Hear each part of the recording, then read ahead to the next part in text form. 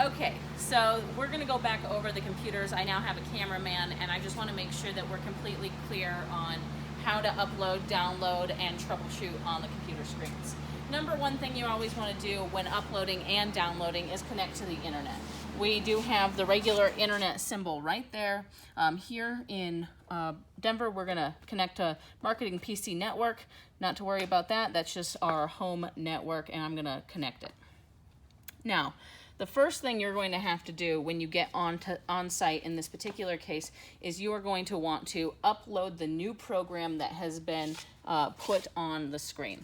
Digibase Shuffler, the pink one here, is what you are going to open. But right now it's actually running in the background, and you can tell by coming over to this little arrow here at the bottom of the screen, and it's going to give you a lightning bolt just like this one. That tells me that Digibase is running in the background of the program. So I'm going to hit that, and it automatically comes up here. It's been running, and that's why if you were to just click on the Digibase app itself, it would not have come up. So we're going to say that we've put on the internet, we have assigned a show to this computer, and we now need to put it on. So what I'm going to do is hit the action button here, and you will see I'm going to stop the shuffler. That makes these two light up. It gives me now the opportunity to download my new project. That's what you're going to do immediately because it's already assigned.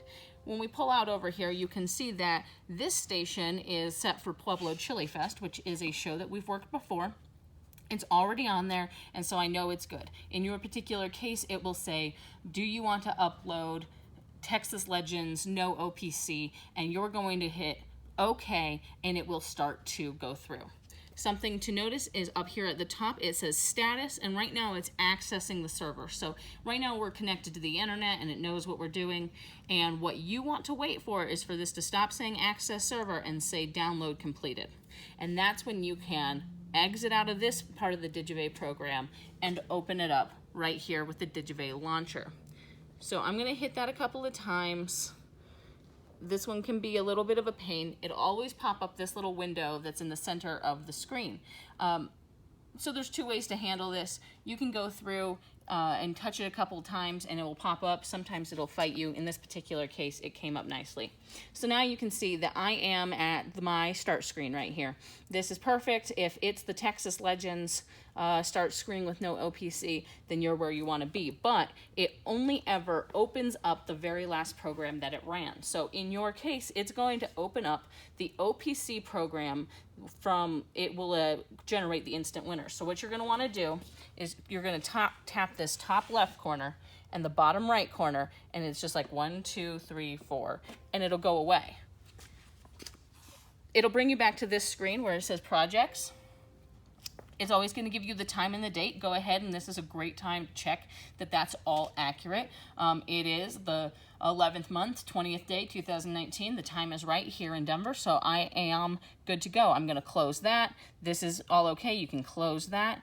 And it gives me these two events right here. So we had Colorado Remembers on this, and we had Pueblo Chili Fest.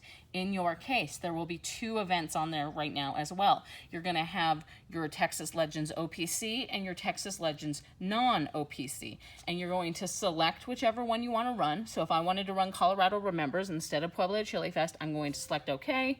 This is just a font thing, but it's not going to apply to you. Hit continue. And now I'm on a different program entirely. Just a note for the future, we are going to have 8 more programs that go on, and they'll change each game so that they will all be back here in this thing, and you can change them appropriately as time goes by. So they'll just all be sitting here, and you just change them. So that's the upload process. It's hopefully simple enough. Likewise, we're going to say that now it's the middle of the game, and what I'm trying to do is get some of these computers downloaded so that I can get some data onto the server for Blaine to pick a name from. That's when you're going to go back to the Digibase Shuffler right here. It's no longer open and running in the background because we've closed it. So I'm going to hit it a couple of times, and it's going to take its sweet time to come up because these things do happen. But here it is. It's popping up, all pink and whatnot. And it's going to bring us right back to the upload download screen. Now, if you remember, we did go to action here, and we stopped the shuffler. Well, in order to get to the download process, you actually have to start the shuffler again, effectively turning off these two guys and then moving your finger to station setup right here. It's going to give you a brand new page. Just side note, you always want to see that these two guys are on HTTP.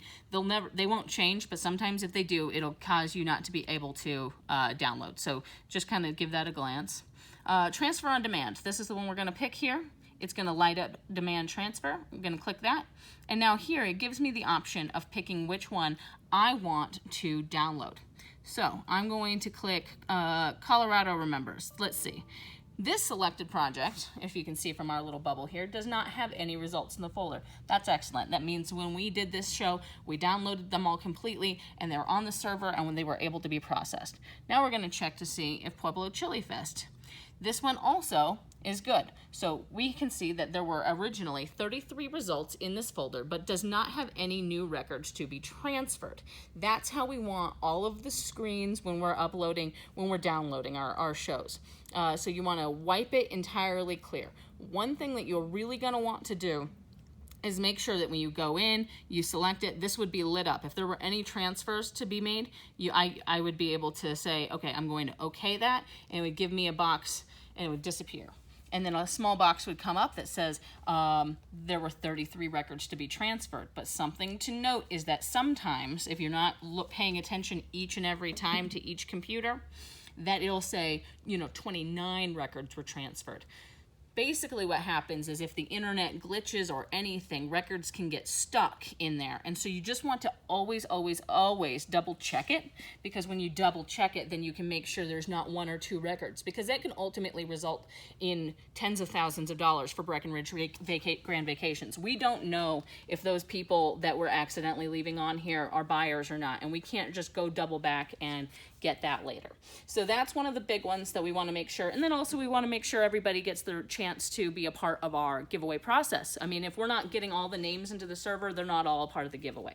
So that's kind of an important thing as well. I hope that everything else has been provided as far as an understanding of where to go, but I did want to cover these things. Oh, I will show you this right here. If you're looking for the name of this particular computer or which computers are operational, you're going to hit this little Windows key. It's going to bring up this dialog box. These here are the three little stacked lines, kind of looks like a sandwich. And then right here in this box, it's going to tell you the name of this computer. So that's very useful if there's something wrong with it. Number one, you can go and determine which computer it is and take it out. Or if you have two computers that are on and one computer's that down, I mean, process of elimination, you don't have to just start pulling on cords. So this is a really good way to always check that, and then you can just swipe out. That's pretty much it, I believe. If you have any questions, we can hook you up. In this particular evening, we can hook you up with Richie or Nikki, and then move on from there, and I will be more available in the future.